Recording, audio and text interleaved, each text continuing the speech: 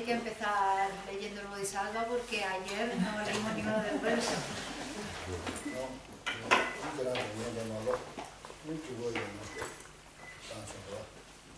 Entonces yo voy a comenzar leyendo el texto y si tenéis alguna pregunta, sentiros libres de hacerlo.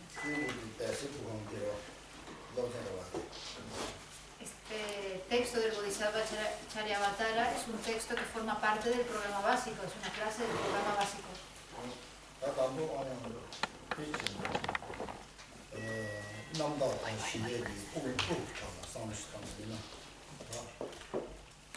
Pero antes de empezar, yo creo que quizás para poder reducir esa cantidad de pensamientos que tenemos en la mente, vamos a comenzar meditando, enfocándonos en la respiración.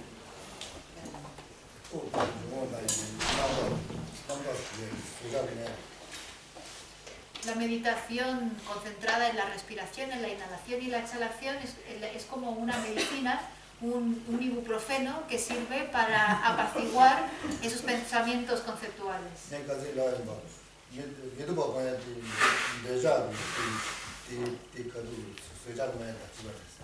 Como ayer os acordáis que mencioné que el enfocarnos en las cualidades negativas de algo es como un antiinflamatorio contra el apego.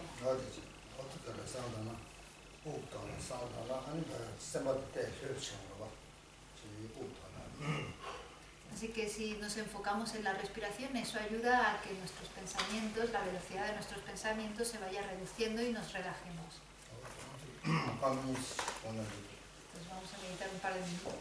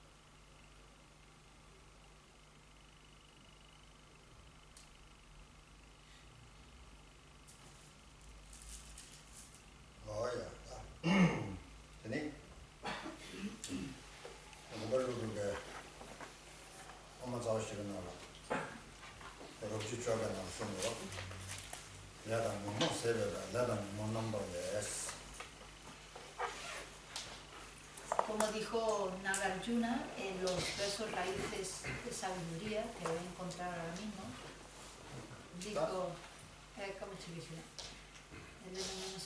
dijo, la cesación de acciones y las aflicciones provoca la liberación.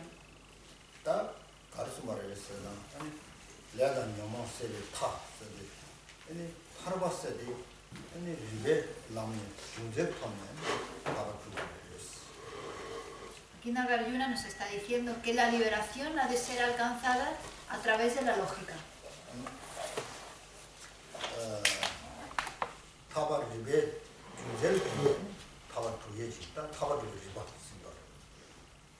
Nos está demostrando cuál es la lógica que nos permite comprobar, demostrar que la liberación existe.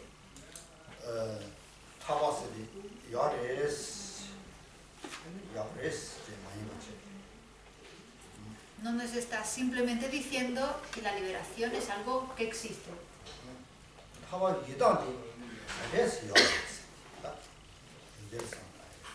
Nos está demostrando a través de un razonamiento lógico cómo y por qué existe la liberación.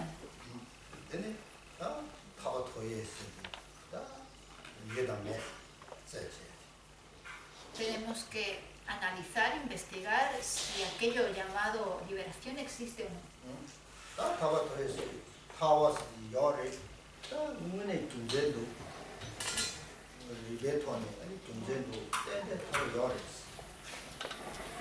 Tenemos que llegar a la conclusión de que la liberación es algo que existe, pero tenemos que llegar a esa conclusión a través de una serie de razonamientos lógicos.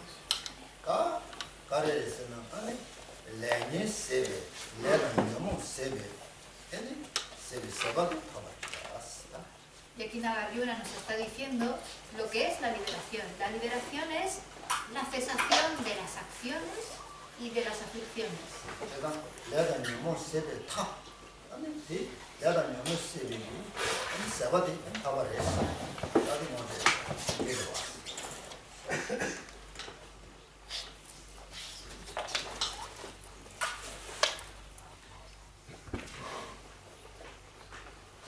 ¿Se escucha? Javier, ¿me escucha? Nos está diciendo que la cesación de acciones y aflicciones provoca la liberación y que por lo tanto eliminando las acciones y eliminando las aflicciones acabamos llegando al resultado de la liberación.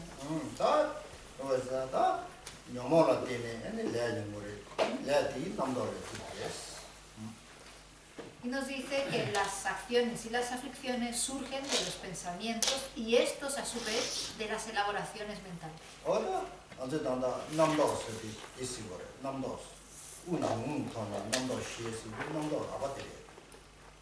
Cuando aquí menciona los pensamientos se refiere a esos pensamientos conceptuales, los pensamientos conceptuales burdos.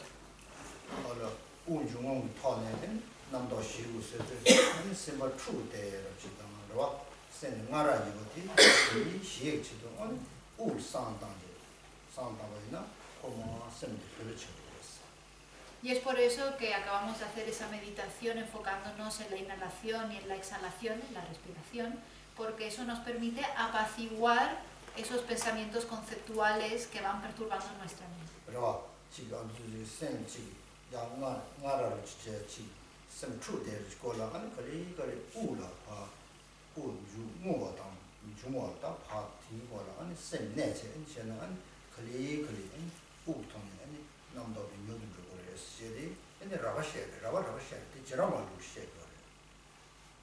Cuando nos enfocamos, cuando con nuestra mente nos enfocamos en la respiración, eso permite que esos pensamientos conceptuales que provocan ansiedad, estrés, preocupación, se vayan apaciguando, vayan disminuyendo. Pero estos estados mentales de pensamientos conceptuales son muy burdos, es un nivel muy burdo que incluso la escuela vaibhashika, la primera escuela filosófica del budismo, explica.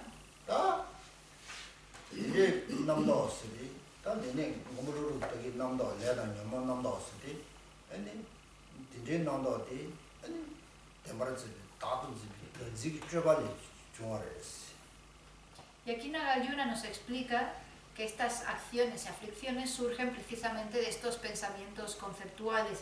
Y que estos pensamientos conceptuales, ¿de dónde surgen? De la elaboración mental, la elaboración mental se refiere al aferramiento a la existencia inherente.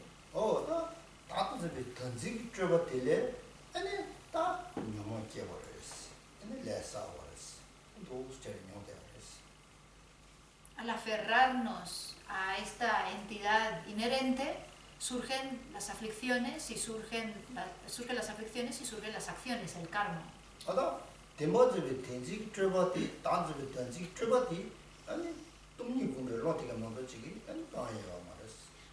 Y lo único que puede deshacerse, lo único que puede eliminar este aferramiento a la existencia inherente es la sabiduría que comprende la vacuidad.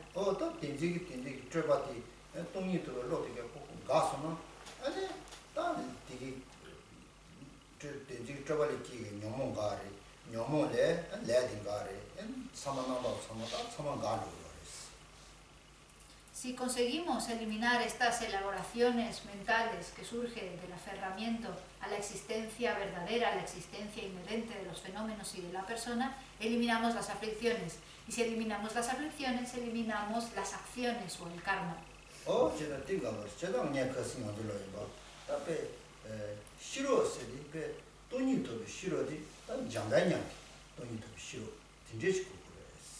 Y como mencioné ayer, la sabiduría que tenemos que desarrollar es la sabiduría de Manjushri, la sabiduría de Manjushri que comprende la vacuidad.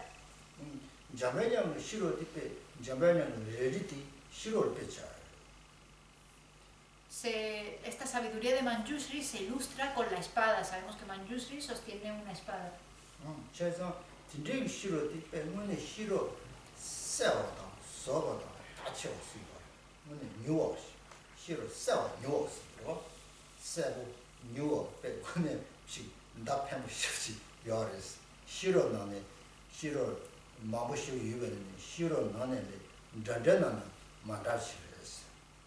Y se explica que esta sabiduría de Manjushri es una sabiduría clara, una sabiduría profunda, una sabiduría vasta y una sabiduría muy rápida. De entre todos los tipos de sabiduría que existen, es algo especial.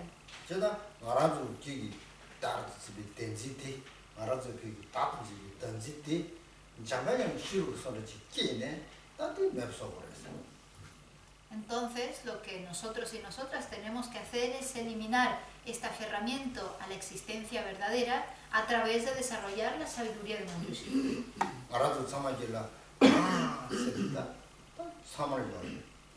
Porque todos nosotros y nosotras tenemos en nuestra mente un pensamiento muy fuerte que dice yo.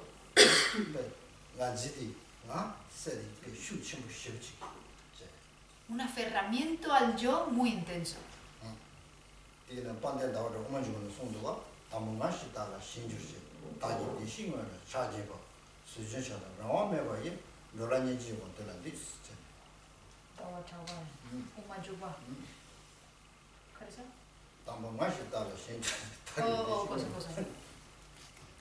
Así como dice Chandakirti en la iniciación al camino medio, primero del yo surge el aferramiento propio y del mío nace el apego hacia las cosas. Ante aquellos que son compasivos, hacia los errantes que giran sin libertad cual molino de agua, me postro.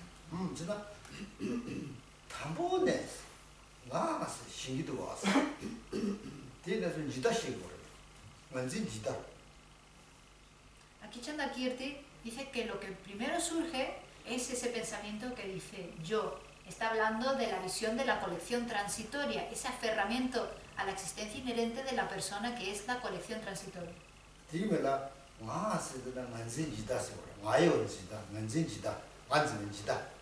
Es la visión de la colección transitoria que se aferra al yo y a lo mío.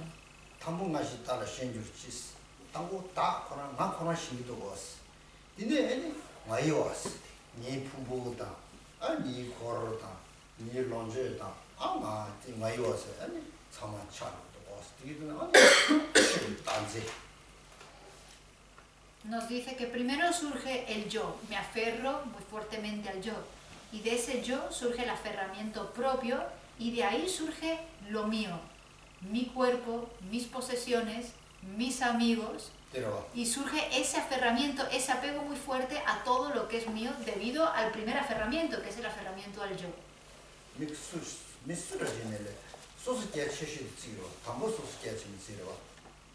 Nos consideramos la persona más importante que existe. Primero yo y después los demás. Primero soy yo quien necesito conseguir lo que yo quiero y después llegan los demás.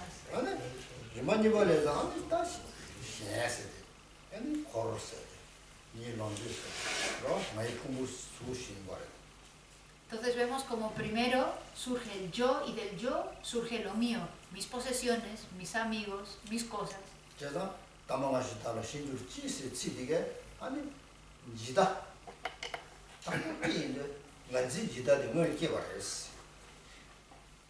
Lo primero que surge es la visión de la colección transitoria que se aferra al yo.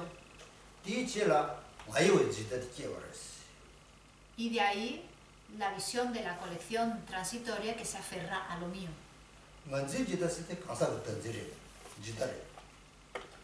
Ese primer aferramiento, esa primera visión de la colección transitoria que se aferra al yo, es el aferramiento a la existencia inherente del yo, de la persona. Y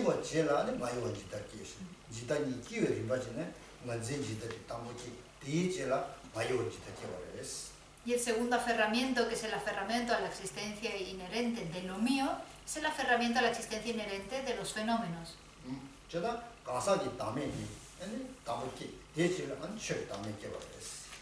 Por eso primero hay que desarrollar la sabiduría que comprende la ausencia de entidad inherente del yo y después de la persona, y después desarrollar la sabiduría que comprende la ausencia de entidad inherente de los fenómenos.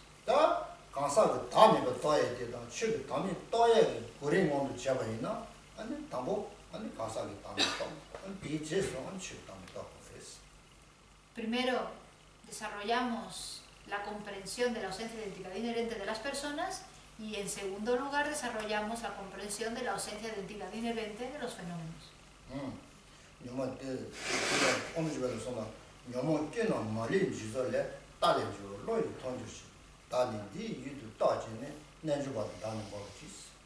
En este mismo texto de Chandakirti, Iniciación al Camino Medio, dice: ellos ven con sus mentes que las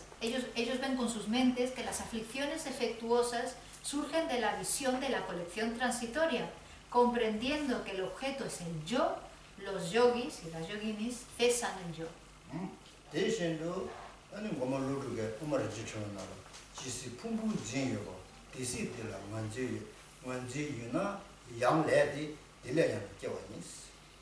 A su vez, Nagarjuna, en el texto La guirnalda de joyas, dice: mientras que nos aferremos a los agregados, nos aferraremos a la noción de un yo. Si hay aferramiento, hay karma, y debido al karma se nace.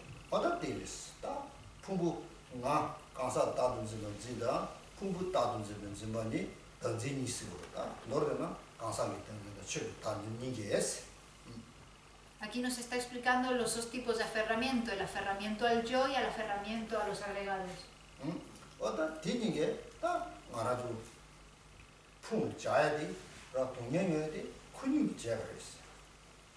Y nos explica que el sufrimiento que experimentamos es provocado por estos dos tipos de aferramiento, al yo y a los agregados.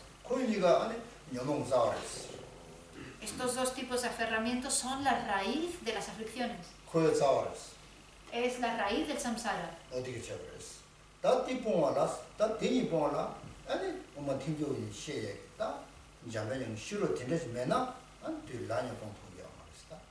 Y la única forma de poder eliminar estos dos tipos de aferramientos es a través de llegar a la comprensión de la visión madhyamika prasángica, la visión del camino medio consecuencialista, desarrollando la sabiduría de Manjushri.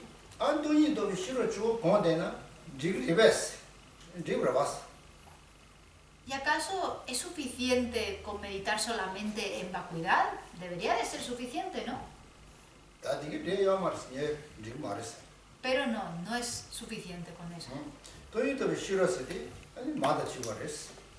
La sabiduría que comprende la vacuidad es como una madre. Y el método es como el padre.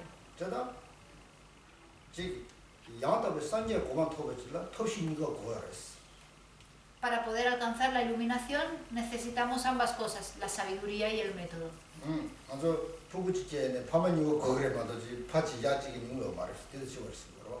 De la misma forma que para que un niño o una niña nazca se necesita a un padre y se necesita a un hombre y a una mujer, a un padre y a una madre. Solamente con una madre, solamente con una mujer o solamente con un hombre no se puede procrear.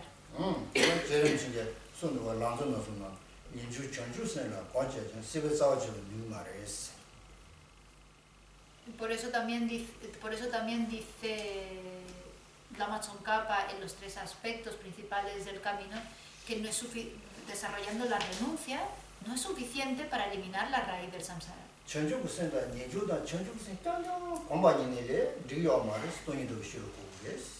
No es suficiente tampoco con desarrollar renuncia con bodhicitta. Necesitamos unir eso con la sabiduría que comprende la vacuidad.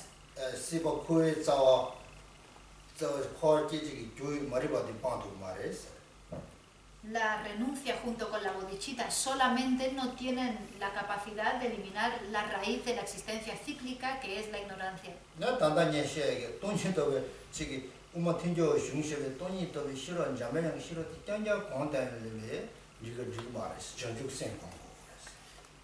Pero a su vez tampoco solamente desarrollando esa sabiduría, la sabiduría enseñada por el camino Madhyamika, por la escuela Madhyamika Prasangika, esa sabiduría de Manjushri, no es suficiente para eliminar la raíz del samsara. Hace falta desarrollar bodhicitta. Tenemos que practicar ambas cosas.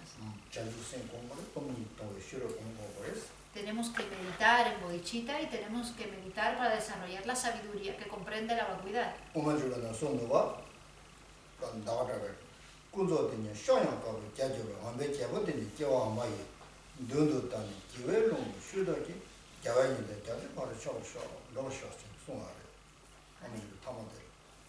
Y al final, Chandakirti, al final de iniciación del camino medio, dice una cosa que no tengo ahora aquí la cita y que se la voy a explicar ahora.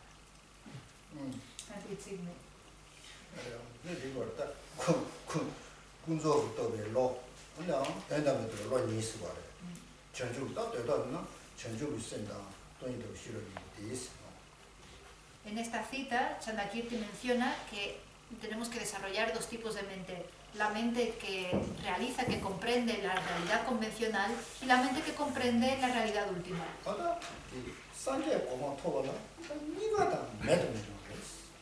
Y para alcanzar la iluminación es imprescindible desarrollar estas 2 mentes.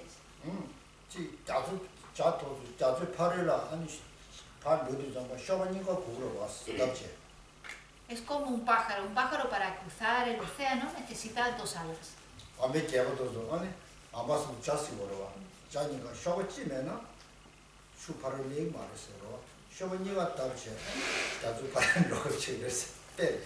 Un águila o cualquier otro tipo de pájaro que quiera cruzar un océano, que quiera cruzar un lago, necesita las 2 alas. Si solamente tiene una, no podrá cruzar al otro lado.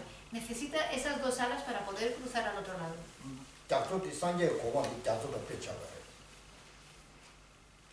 El cruzar al otro lado simboliza llegar a la iluminación.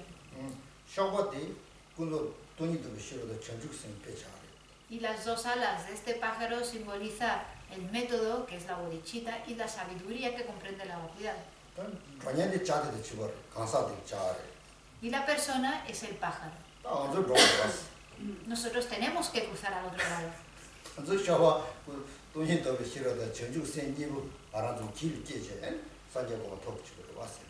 Tenemos que desarrollar dentro de nosotros la bodhicitta y la sabiduría que comprende la vacuidad para alcanzar la iluminación.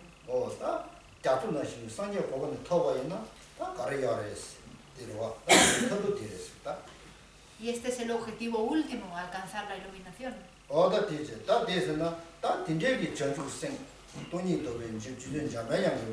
내가 남아 기대는 게 전주생로 시월로네 맞지버려. 그냥 봐. Entonces tenemos que desarrollar la bodichita, tenemos que desarrollar esa bodichita del linaje de Manjushri que mencioné ayer. Y esta técnica de desarrollar la bodichita que proviene del linaje de Manjushri es esta técnica de igualarnos e intercambiarnos por los demás.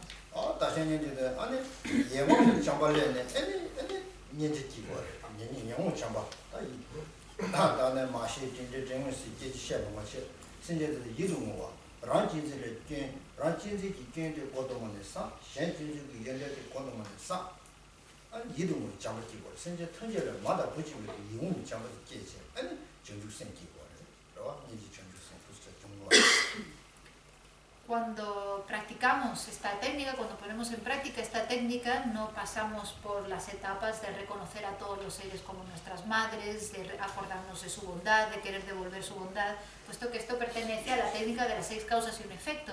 Empezamos desarrollando amor bondadoso por todos los seres. Tenemos que ser capaces de sentir amor por todos los seres como si fueran nuestros hijos y nuestras hijas. Y eso lo hacemos a través de pensar en todas las desventajas de la mente egocéntrica, del egocentrismo, y pensar en todos los beneficios del altruismo. Pensando sobre eso, llegamos a desarrollar amor bondadoso por todos los seres, y de ahí surge la compasión, y de la compasión la bodhicitta.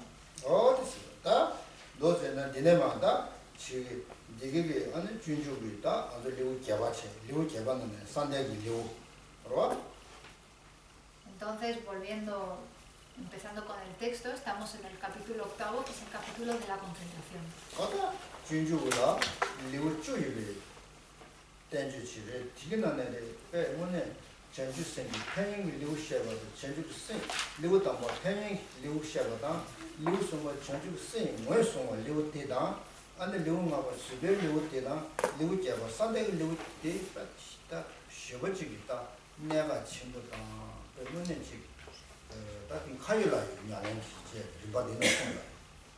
De los 10 capítulos que componen el Bodhisattva Charyavatara, el camino del Bodhisattva, el primer capítulo que habla sobre los beneficios de la bodhicitta, el tercer capítulo que habla sobre desarrollar, tomar la bodhicitta, el sexto capítulo que habla sobre la paciencia y el octavo capítulo, que es el capítulo de la concentración, son de especial beneficio porque son muy prácticos, son muy fáciles de poner en práctica.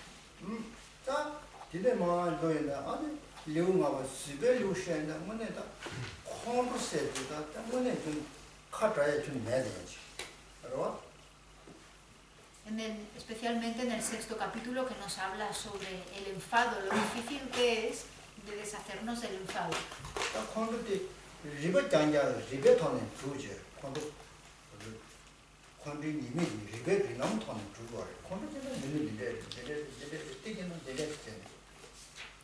Pero Shantideva, a través de razonamientos lógicos, nos demuestra todos los defectos y todas las desventajas de enfadarnos.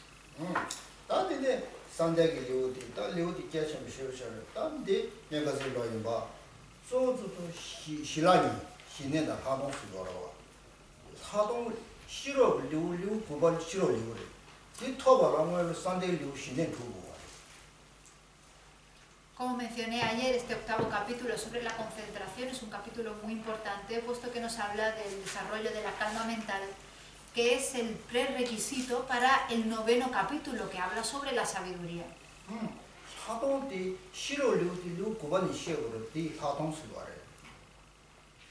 Por lo tanto, el noveno capítulo es sobre la visión superior. La sabiduría es la visión superior.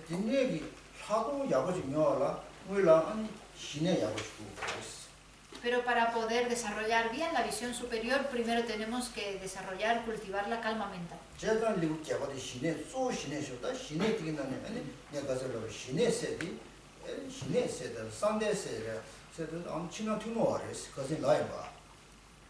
Por eso el octavo capítulo primero habla sobre la calma mental, cómo desarrollar la calma mental. Y ayer mencioné que la calma mental, la concentración, es una práctica común.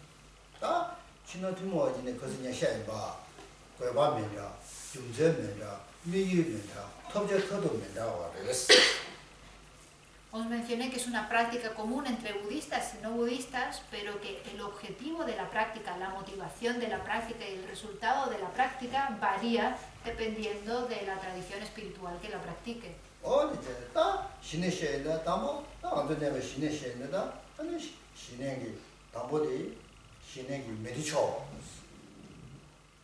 Y para poder desarrollar la calma mental, primero tenemos que identificar los obstáculos, aquellos factores que obstaculizan el desarrollo de la práctica. Si no conocemos los factores que obstaculizan el desarrollo de la calma mental, no podremos desarrollarla. Es como, por ejemplo, si digo, yo voy a alcanzar la liberación. Identificas lo que es la liberación. Pero no solamente eso, tienes que saber qué es lo que te está impidiendo alcanzar la liberación. ¿Cuáles son los obstáculos a la liberación?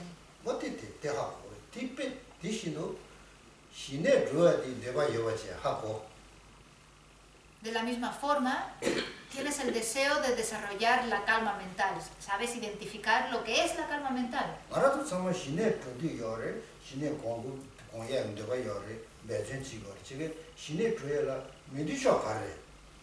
Porque todos y todas aquí queremos desarrollar la calma mental, sabemos identificar lo que es la calma mental, pero sabemos qué es aquello que obstaculiza que alcancemos la calma mental.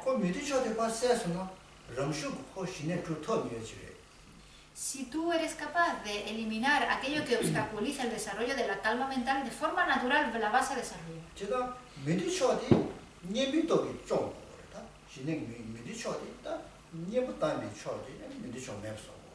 Y estos obstáculos los tienes que eliminar a través de aplicar los antídotos correspondientes.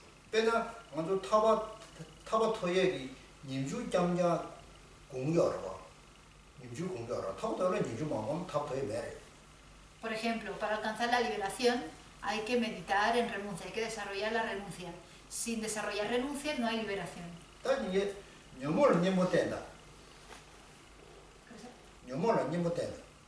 Y hay que aplicar los antídotos para las aflicciones.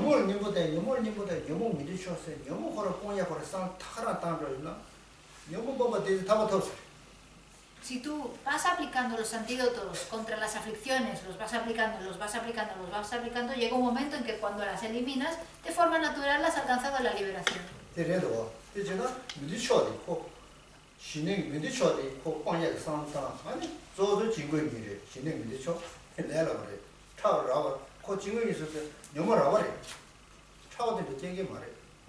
Y lo mismo debemos hacer con la práctica de la calma mental. Tenemos que identificar cuáles son esos obstáculos y eliminarlos.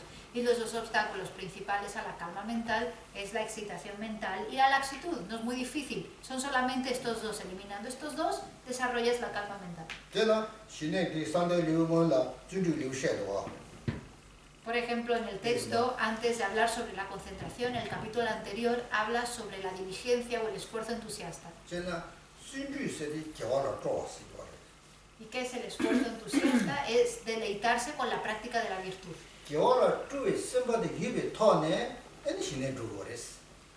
Pues bien, hay que practicar, desarrollar la calma mental deleitándonos en la práctica de la virtud. Hay una razón por la cual antes de la práctica de la concentración se habla sobre el esfuerzo entusiasta.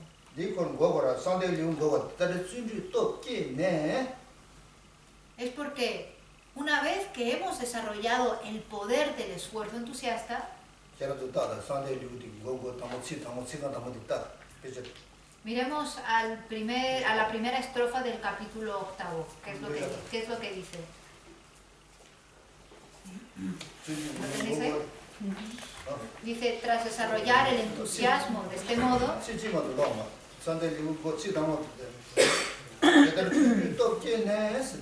lo dice, tras desarrollar el entusiasmo de este modo, el entusiasmo se refiere al esfuerzo entusiasta.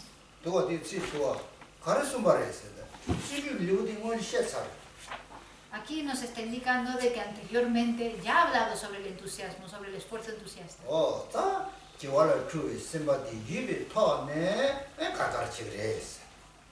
Una vez que hemos desarrollado la mente que se deleita en la práctica de la virtud, ¿qué es lo que hay que hacer?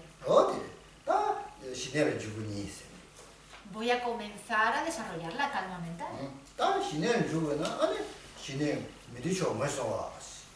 Y una vez que ya he determinado que voy a desarrollar la calma mental, tengo que identificar cuáles son los obstáculos a la calma mental.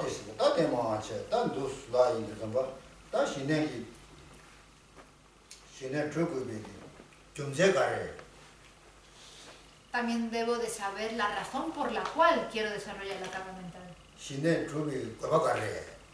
¿Cuál es la necesidad de desarrollar la calma mental? Identificar los obstáculos a la calma mental. Es así como irán llegando estas distintas etapas en el texto. Estamos en la octava CDI 9. ¿Sí? Sí, acabamos el 9. Acabamos, o sea que estamos en el la 9. 10. Vamos a empezar con el 10. Nacho dilare niba shipe jo mi tensin tempar kawoni. Ani tsikdi dire. Kechi chiki yuba yunzam kini dar yangu. Chugare.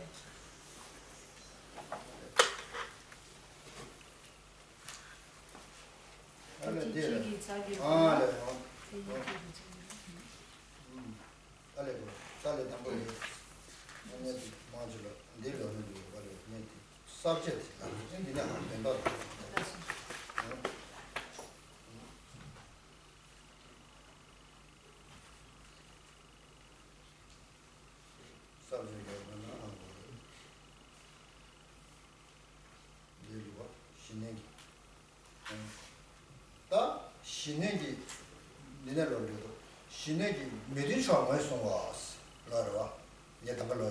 Acabo de mencionar la importancia de identificar los factores que se oponen al desarrollo de la calma mental.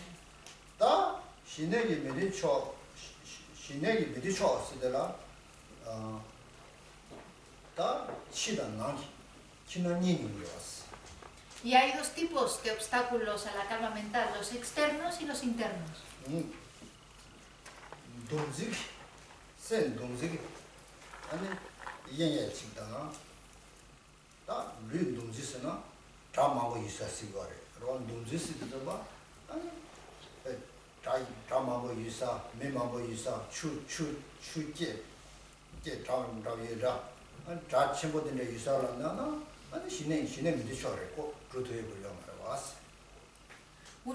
Uno de los obstáculos externos es estar en lugares muy concurridos, lugares muy ruidosos, donde hay mucho ruido, ya bien sea del tráfico, donde hay ruido de agua, donde hay mucho ruido de personas.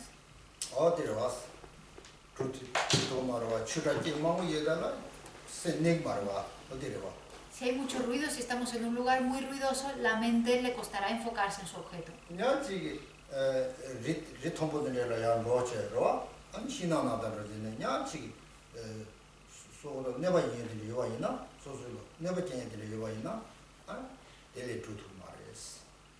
A su vez, si nos vamos a un sitio solitario y nos retiramos, pero nuestra vida corre peligro, estamos en peligro de que algo o alguien nos ataque, tampoco podremos desarrollar la calma mental.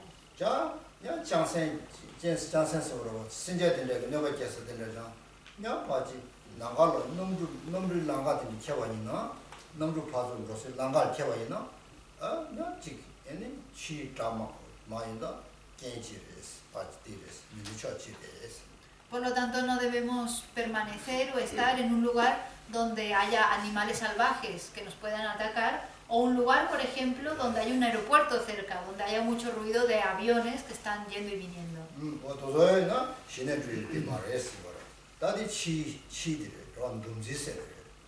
Estas son las condiciones externas que debemos de evitar para poder desarrollar la calma mental. Pero sobre todo los más importantes, los obstáculos que debemos de eliminar son los internos. Tenemos que cesar los pensamientos conceptuales. 류디 아니 이마라도 시버지 소스 조금 배 시버지 쿠스도 되네 남도 배 레샤바이나 아니 신의 주투에 거려 말해서 이게 소스 조금 되고 정어리마도. Porque si, por ejemplo, nos retiramos físicamente, estamos en un lugar solitario físicamente, pero nuestra mente está ocupada por todo tipo de pensamientos, no sirve de nada que nos hayamos retirado físicamente.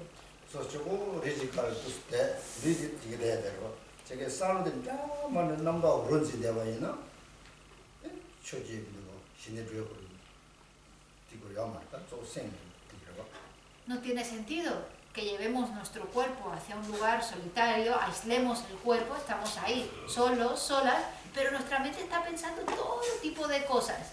La calma mental se practica y se desarrolla con la mente.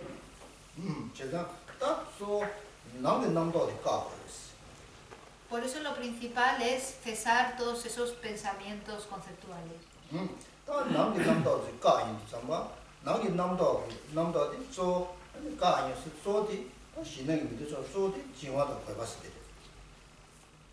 Y dentro de nuestra mente lo principal a cesar, lo principal a eliminar es la excitación mental y la laxitud.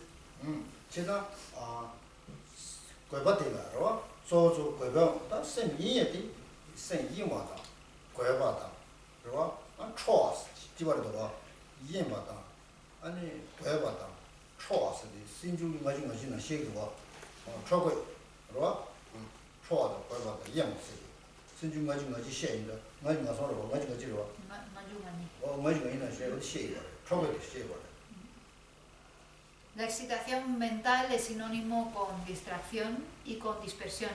Estos tres factores son tres factores mentales que entran dentro de los 52.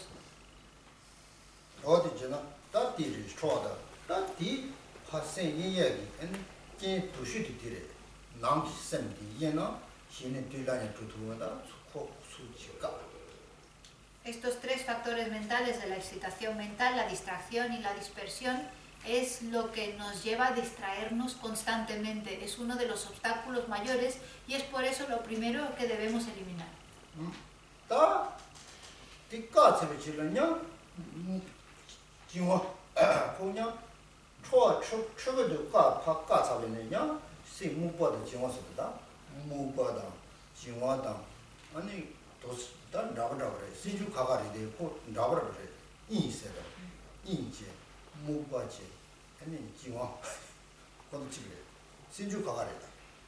Pero una vez que eliminemos o cesemos o disminuyamos la excitación mental, la dispersión y la distracción, surge otro tipo de obstáculo que viene de la laxitud, el letargo y el sueño.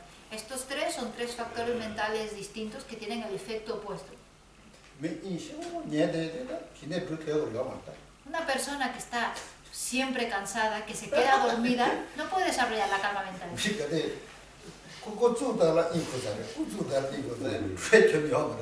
Una persona que en cuanto se sienta comienza a cabecear,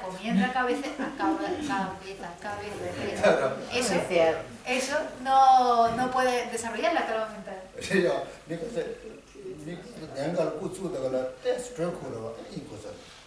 Hay personas que cuando se sientan en el cojín, como están calentitas, empiezan a cabecear y se quedan dormidas.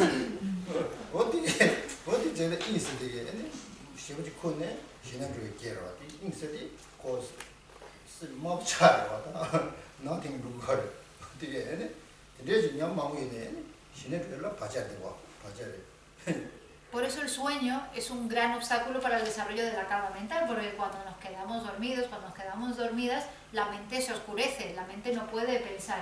Por eso el sueño es un gran obstáculo para el desarrollo de la calma mental.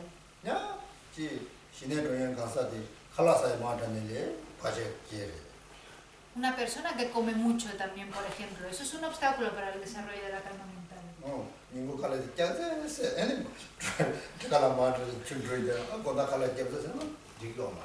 Una persona que se harta de comer en el almuerzo, que se harta de comer en la cena, luego no puede meditar correctamente.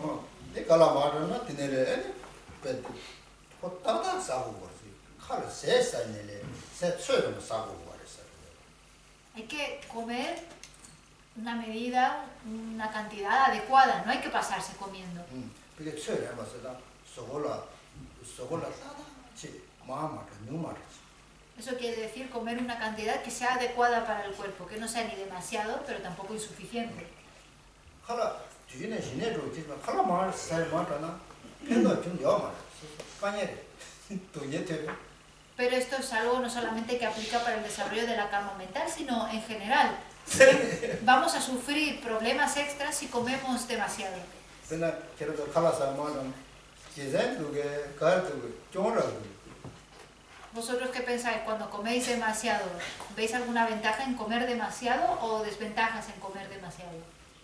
계산주의요 말에 칼라사 말은 뭐네. No hay razón alguna para comer demasiado.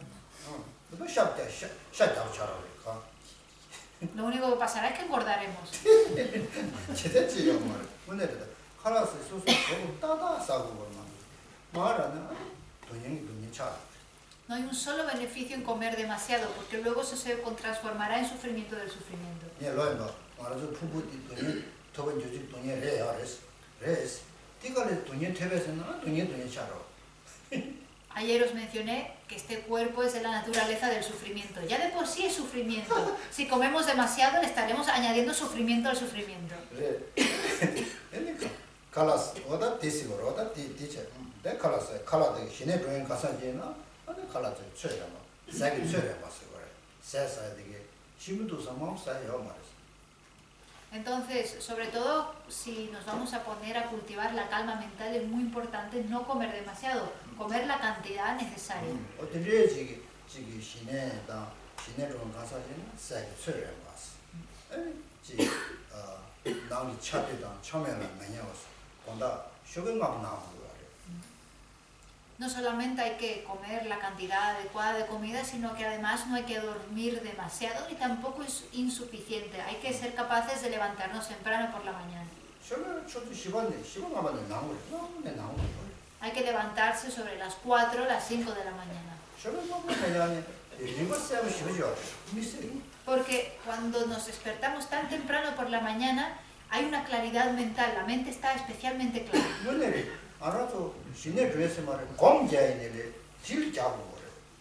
Pero no solamente si queremos cultivar la calma mental, si queremos meditar, hay que meditar esas horas de la mañana.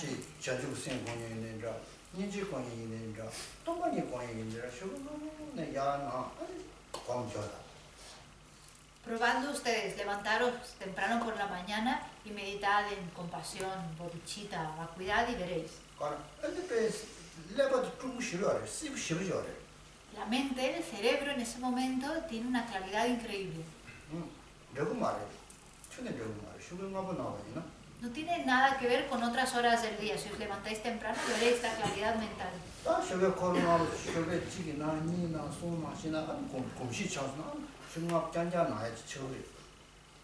Y cuando te levantas un día temprano y otro, luego se convierte en un hábito y ya tienes el hábito cultivado de levantarte temprano y no te costará. Y una vez que tienes ese hábito de levantarte temprano, acabas muchas tareas muy pronto, eres capaz de hacer muchas cosas durante el día.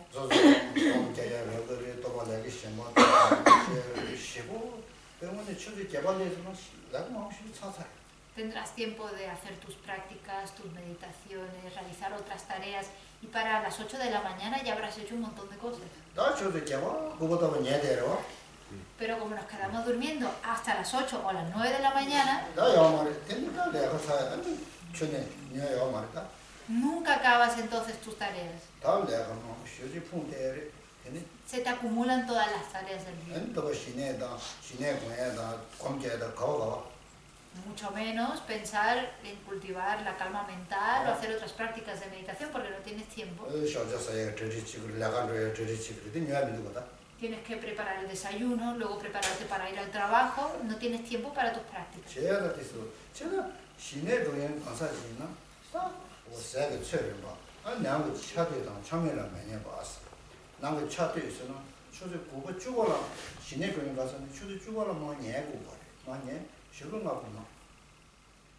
Por eso una persona que quiera cultivar la calma mental tiene que cuidar la cantidad de comida y tiene que dormir un número de horas correcto. No se puede ni acostar muy tarde y se tiene que levantar temprano. A las 10 de la noche ya deberíamos estar en la cama para así poder levantarnos temprano.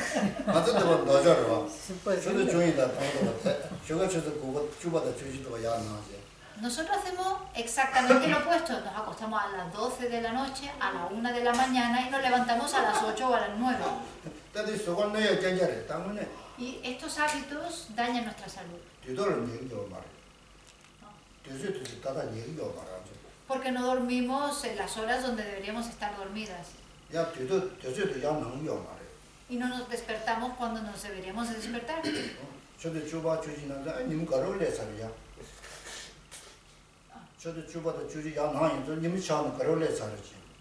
Cuando ya son las 10 de la mañana, las 11 de la mañana, el sol ya casi está en lo alto.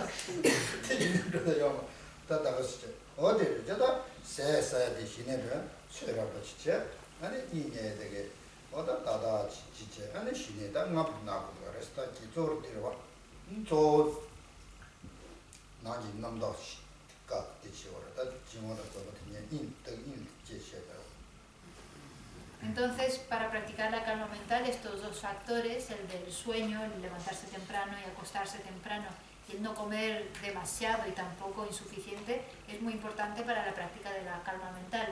Lo más importante de todo es apaciguar, ir cesando todos estos pensamientos conceptuales. Y por eso estas dos cosas, tanto las del sueño como las del dormir y las de la comida, son importantes.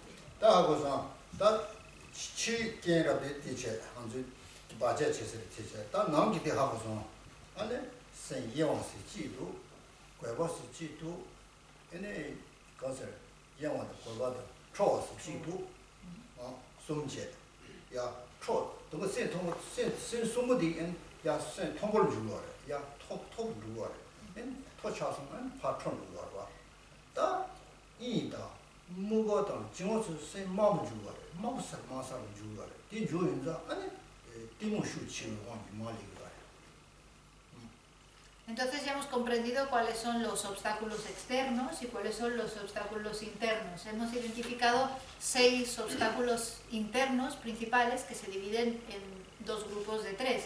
El primero es la excitación mental, la distracción y la dispersión, que son 3 estados mentales donde hay un exceso de energía interior y entonces nos dispersamos, nos distraemos, pensamos en otra cosa y no nos podemos enfocar.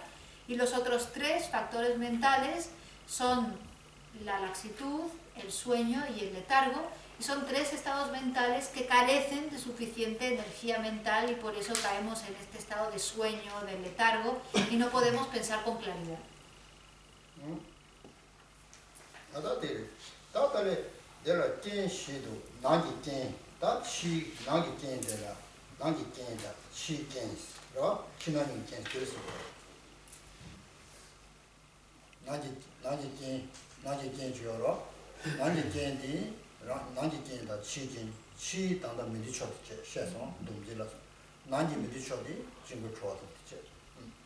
Estas son las condiciones adversas, externas e internas, que ya hemos mencionado. Los lugares bulliciosos, ruidosos, son las condiciones, los obstáculos externos, y los obstáculos internos son estos factores mentales. Tenemos que identificarlos como defectos, estos estados mentales.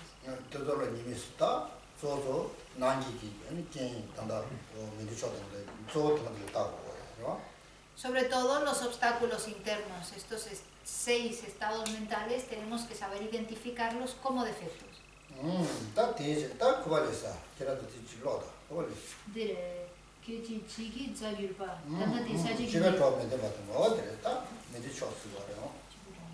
Estamos en la estrofa número 10.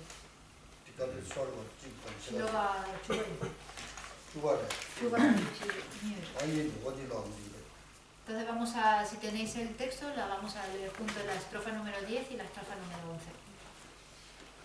En un momento son amigos y en el siguiente se convierten en enemigos. Es difícil complacer a la gente corriente, pues se enfadan incluso en situaciones alegres. Se enojan cuando se dice algo provechoso. También se alejan de lo que es beneficioso. Si no les escucho, se enfadan y en consecuencia van a los reinos inferiores.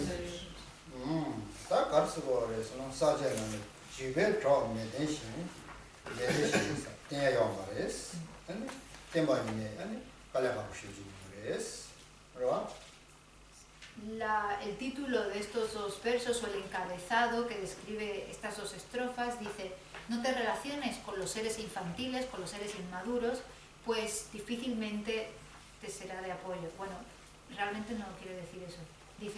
Quiere decir, no te relaciones, no te apoyes en los seres infantiles, pues solamente recibirás dificultades.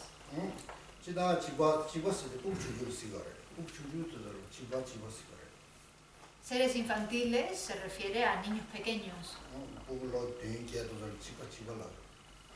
Cuando los niños, las niñas tienen 7, 8 años, se les dicen infantiles, sí, seres infantiles. Pero en este caso, seres infantiles se refiere a los seres ordinarios.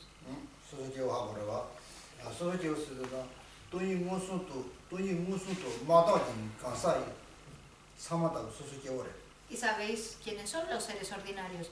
Es toda persona que no haya realizado directamente la vacuidad, eso es un ser ordinario.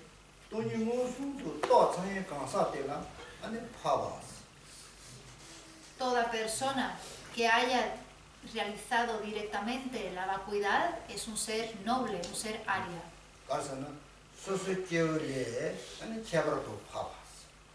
¿Por qué? Por la nobleza normalmente se distingue por estar en un lugar, digamos, superior a los plebeyos, a la gente común, a la gente ordinaria. Por eso los seres nobles están por encima de los seres ordinarios.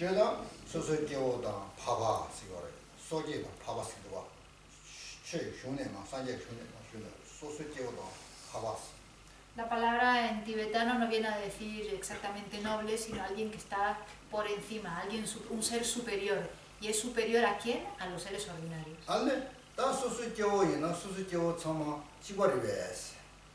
¿Pero acaso todos los seres ordinarios son iguales?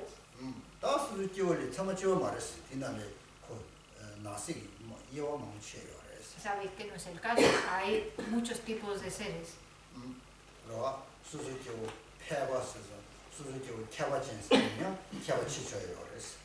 Hay seres ordinarios comunes y seres ordinarios extraordinarios.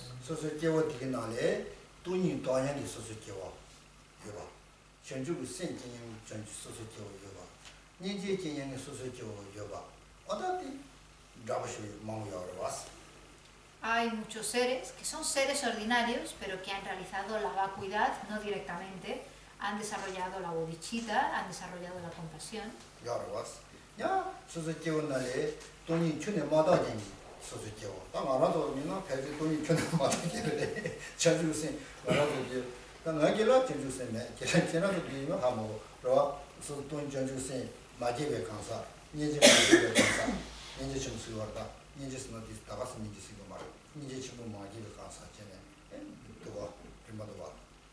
Y luego hay seres ordinarios que no tienen ningún tipo de comprensión sobre la vacuidad. Quizás todos nosotros estemos en esa categoría de no haber comprendido la vacuidad, no hemos desarrollado la bodhicitta. Bueno, vosotros no lo sé, pero yo en particular, dice Gisela, yo en particular no he desarrollado la bodhicitta, no sé vosotros, y no hemos desarrollado la gran compasión, no solamente la compasión, sino la gran compasión, tampoco la hemos desarrollado.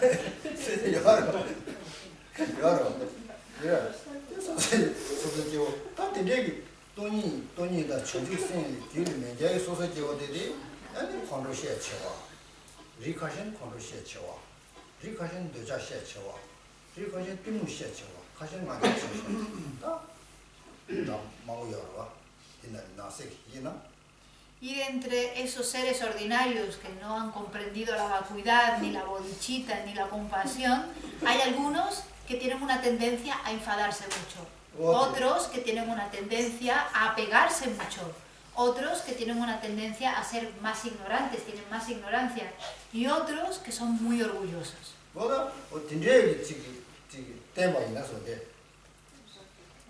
때이나 그 이제 저체 저 되나 그 쇼게 가보다 가보차데 님이 성질라 아니 다차도 그래서 Entonces, lo que estas estrofas nos está diciendo es que si nos relacionamos con personas así, con seres así, un par de días serán tus amigos, tus amigas, pero después se enemistarán contigo. No hay estabilidad en una relación con un ser ordinario.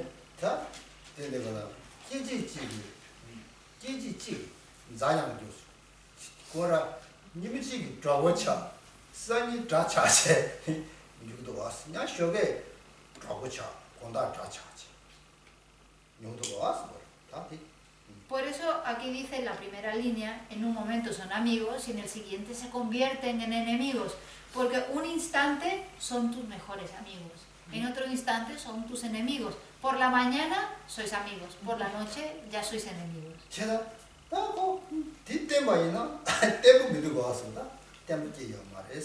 Entonces no encontrarás ningún tipo de estabilidad relacionándote con estos seres ordinarios.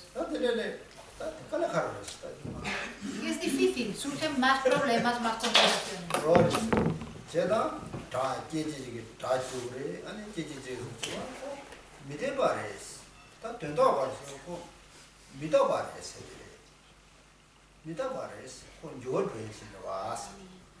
Nos está diciendo que si en un instante podemos ser amigos y en el otro instante podemos ser enemigos, no hay estabilidad en esa relación es totalmente impermanente.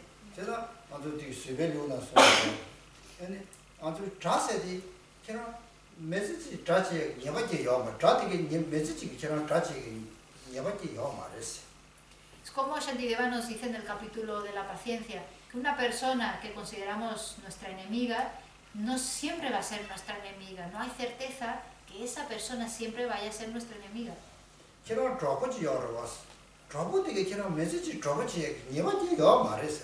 Lo mismo sucede con personas que consideras amigas. Esas personas no necesariamente siempre van a ser amigas.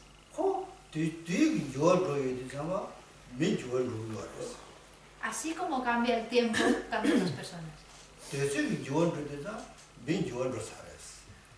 En cuanto cambia el tiempo, no el tiempo de fuera, sino el tiempo, cambian las personas.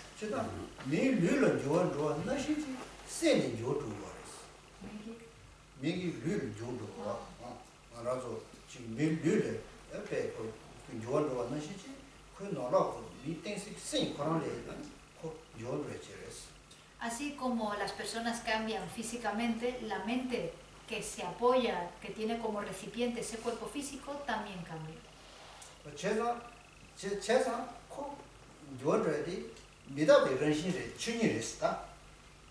Por lo tanto, el cambio, la transformación, la impermanencia es simplemente la naturaleza.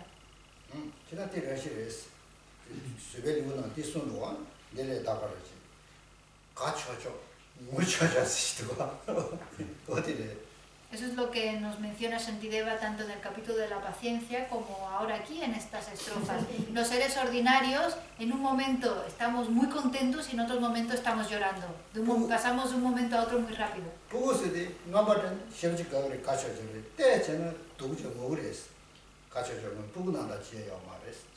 Como los niños chicos. Los niños chicos, les das un regalo, les das algo pequeñito, se ponen súper contentos. Les hacen una cosa muy pequeña y enseguida lloran. Y realmente no nos deberíamos de comportar así.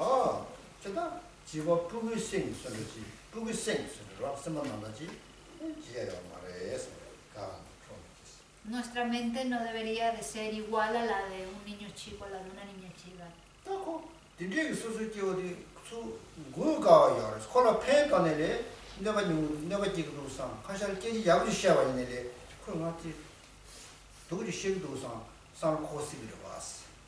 Pero es que además los seres ordinarios, aunque los trates de beneficiar, pueden llegar a pensar que los estás haciendo daño, cuando en realidad lo estás intentando ayudar.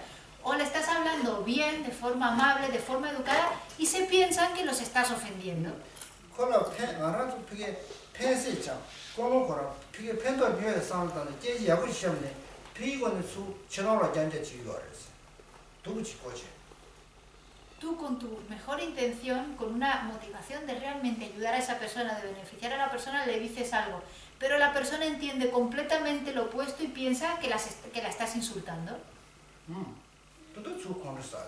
Y encima se enfada contigo.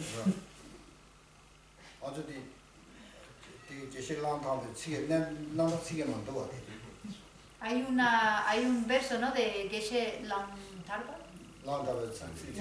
Langritamba. Hay un verso, ¿lo sabéis? ¿Alguna de memoria?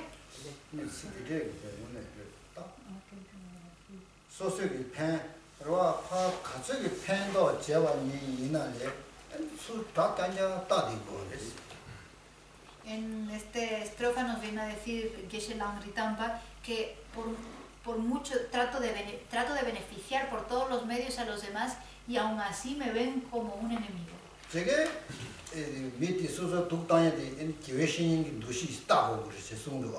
Pero nos dice que tenemos que ver a esta persona que nos percibe a nosotros como un enemigo, nosotros debemos percibirlo a ellos, a ellas, como un maestro, como una maestra.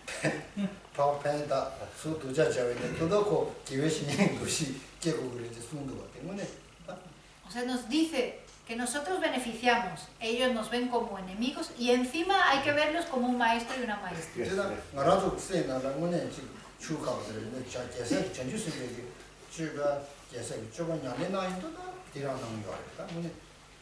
A nosotros nos cuesta llegar a desarrollar esta forma de pensar, pero estas son realmente las prácticas de los bodhisattvas y las bodhisattvas.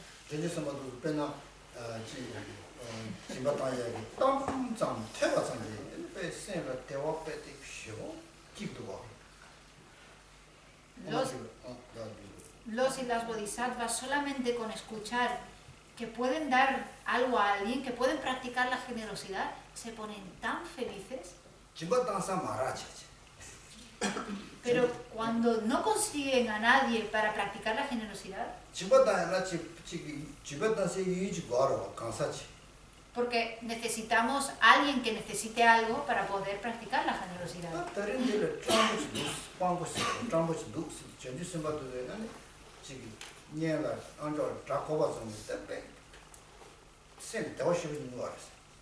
Por eso los bodhisattvas, cuando escuchan que hay gente necesitada, se ponen tan felices porque saben que ahí tienen una oportunidad para practicar la generosidad.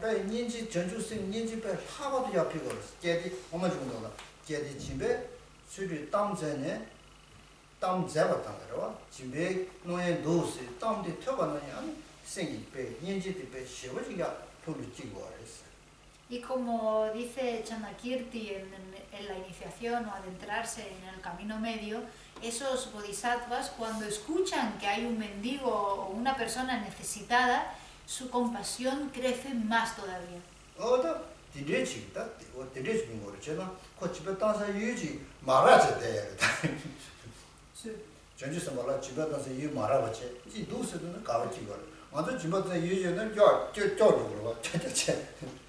Los bodhisattvas y las bodhisattvas se ponen tristes cuando no tienen alguien con quien practicar la generosidad y felices cuando hay personas necesitadas con quien pueden practicar la generosidad. Nosotros somos al contrario. Cuando vemos a un mendigo, una mendiga que necesita algo, que nos pide dinero, nos enfadamos o nos ponemos tristes.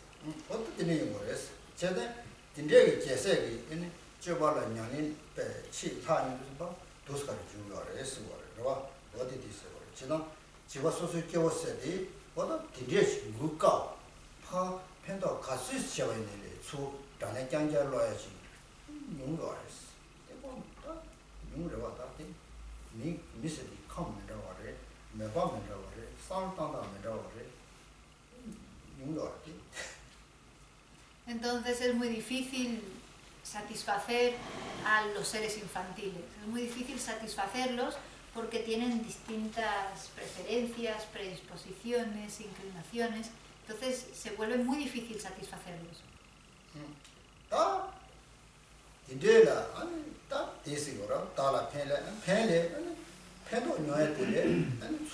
파 팬다블에 손 덮죠. 소소 다는다 숨겨레스. 니네 뒤니잖아. 아니 생 돈내지. 그러와 서버치 그래스. En la estrofa 11 dice, se enojan cuando se dice algo provechoso, también se alejan de lo que es beneficioso y si no les escucho se enfadan y en consecuencia se van a los reinos inferiores. Por lo tanto, muchas veces trato de beneficiarlos, pero se lo toman de la manera equivocada, se piensan que les estoy haciendo daño y en esos momentos tenemos que ser capaces de ser pacientes. 다 서버치 그래스. 맛을 봐. 아니 초아니나스. 팔아 초아니나스. 초나스. Entonces tenemos que ser capaces de practicar la paciencia en esos momentos cuando nos perciben, confunden nuestras acciones, la motivación de nuestras acciones. 초아세다. 콘로세다. 네센세도 도저 아니 데리 가서 그래. mejor. Porque si no, también hacemos que ellos se enfaden más, si se enfadan, si llegan a desarrollar malicia, resentimiento, que son aflicciones, son estados mentales no virtuosos. 이게 mejor 디사나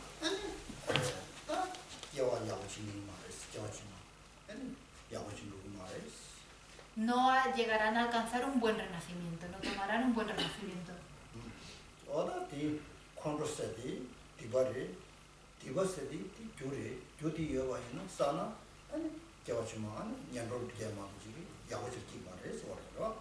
Puesto que el enfado es una acción no virtuosa, es una causa, y toda causa tiene su resultado. Y el resultado de enfadarse es renacer en lugares donde no nos gustaría renacer. Por eso hay que evitar ese enfado. En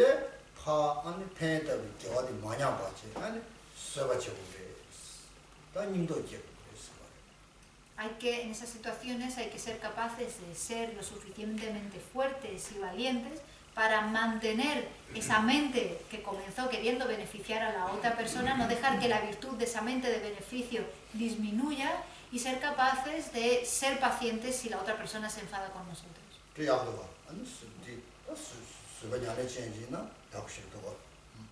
Y es algo realmente que nos va muy bien si somos personas que queremos practicar la paciencia.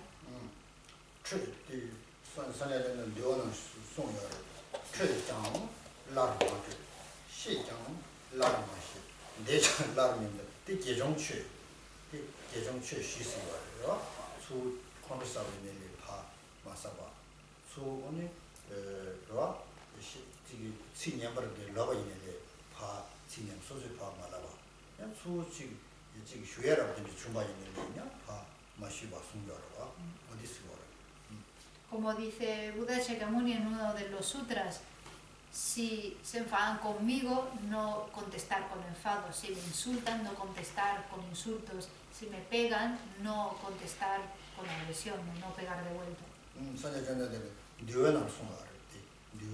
Es algo que Buda Shakyamuni dice en el Vinaya.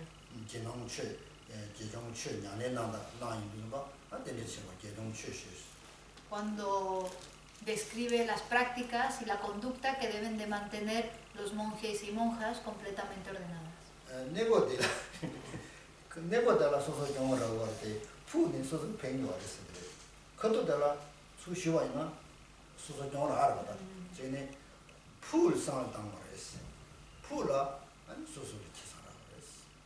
Aquí Buda Shakyamuni nos está enseñando a pensar a largo plazo, porque es posible que a corto plazo, si por ejemplo nos dejamos pegar o nos dejamos insultar, estamos recibiendo una desventaja, estamos en una situación de desventaja, pero a largo plazo recibimos un beneficio.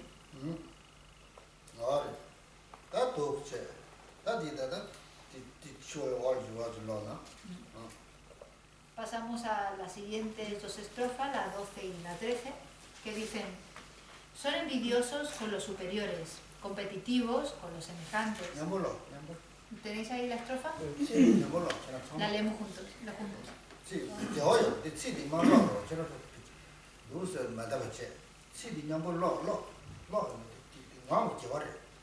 Porque Si leéis todos juntos, todas juntas, entonces se vuelve virtud practicada con el habla, es virtud del habla, por eso hay que leerlo juntos.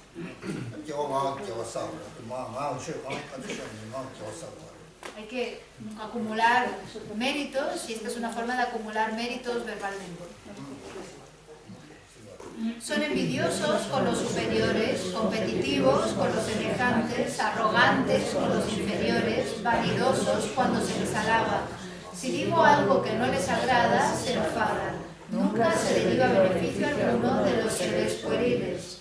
Es seguro que asociarse con los inmaduros producirá negatividades como el elogio hacia mí, el menosprecio por los demás y comentarios sobre las alegrías de la existencia cíclica.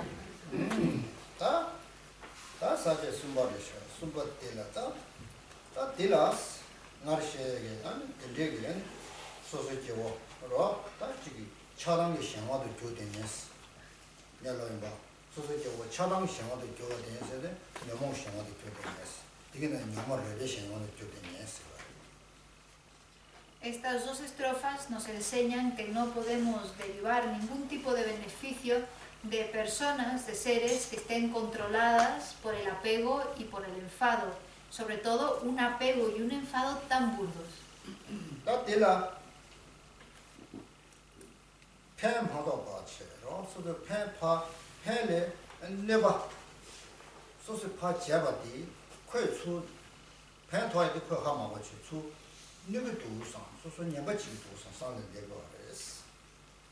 Como acabo de mencionar, es posible que tratemos de beneficiar a estos seres, pero se toman estas acciones nuestras como una acción ofensiva, como de daño hacia ellos.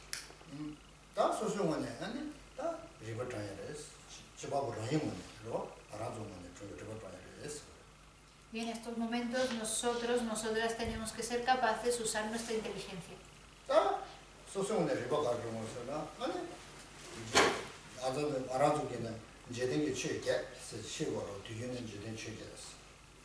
La forma de usar nuestra inteligencia en este caso es pensando sobre los 8 dharmas mundanos.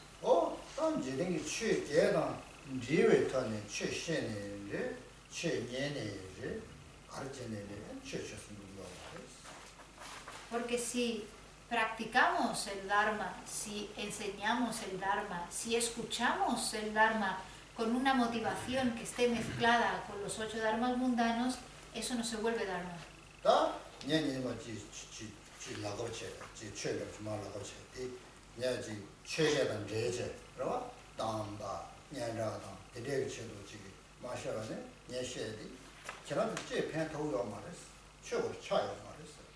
Si yo, por ejemplo, con una motivación mezclada con los 8 dharmas mundanos, como por ejemplo convertirme en una persona, ser una persona reconocida, recibir honor y privilegios de vuestra parte, el dharma que yo pueda hablar, lo que yo os explique, no os será de beneficio.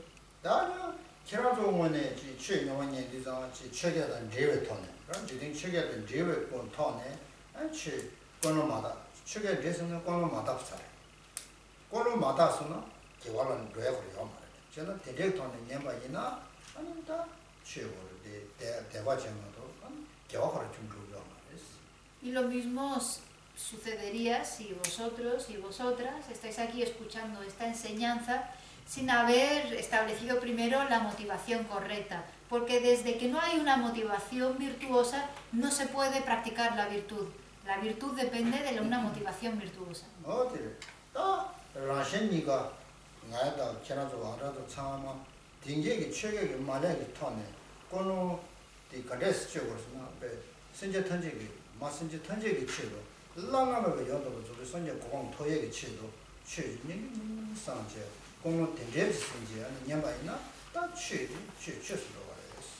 Entonces, tanto vosotros y vosotras como yo tenemos que desarrollar una buena motivación que no esté mezclada, ligada con los 8 dharmas mundanos, y esa motivación debe ser la de explicar el dharma y escuchar el dharma para llevar a todos los seres que han sido mis madres a la iluminación. Y si escucháis con esa motivación, entonces esto que estamos haciendo aquí se convierte en Dharma. Ahora, che, kati che sam tendechi, ta mada chunji tendechi tangje, nie gure serwa. Este es el requisito mínimo para escuchar el Dharma y que esa escucha se convierta en Dharma. tada, tendechi da chege sedigida lebaina, jidin chege da rene jabaina, ane che su mansawa inza, ta marajo de zomo de toyon remado, chesan che lo.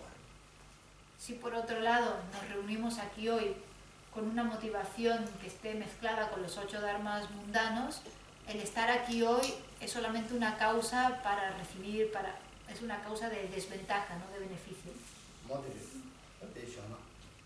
¿Nos tomamos un descanso? ¿Vale?